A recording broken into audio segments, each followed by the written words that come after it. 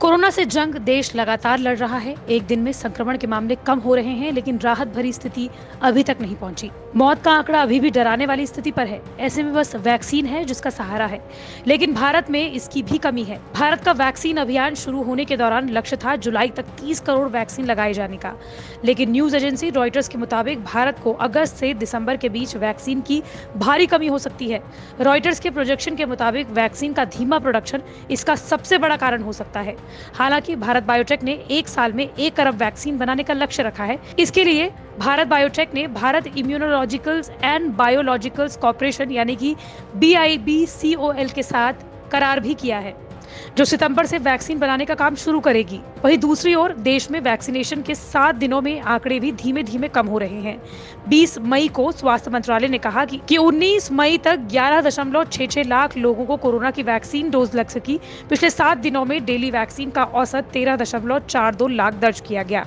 14 मार्च के बाद ये सबसे कम आंकड़ा है। देश में कोरोना की दूसरी लहर के बीच वैक्सीनेशन में कमी के आंकड़े चिंता में डालते हैं।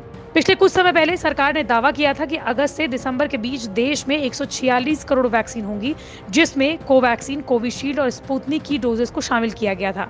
लेकिन न्यूज एजेंसी रॉयटर्स की माने तो ये आंकड़े सिर्फ कागजी हो सकते हैं।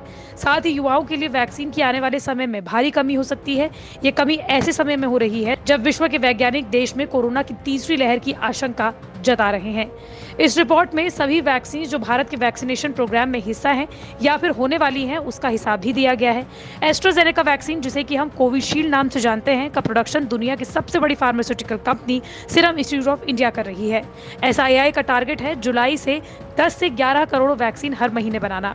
साथ ही कंपनी इससे ज्यादा डोज बढ़ाने वाली नहीं है। ऐसे में अगर कंपनी एक महीने में सिर्फ 10 से 11 करोड़ वैक्सीन ही बनाएगी तो भारत सरकार का लक्ष्य पूरा होने में काफी समय लगेगा।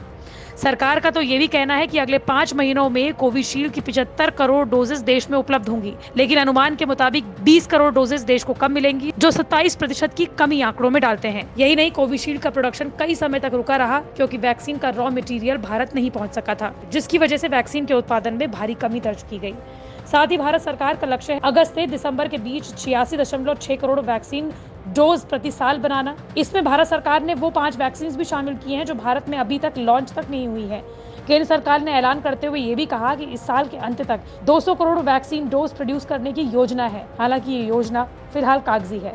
बता दें कि भारत की 130 करोड़ की जनसंख्या में केवल 3% को ही वैक्सीन लग पाई है, जो कोरोना के खौफ को बरकरार रख रहा है।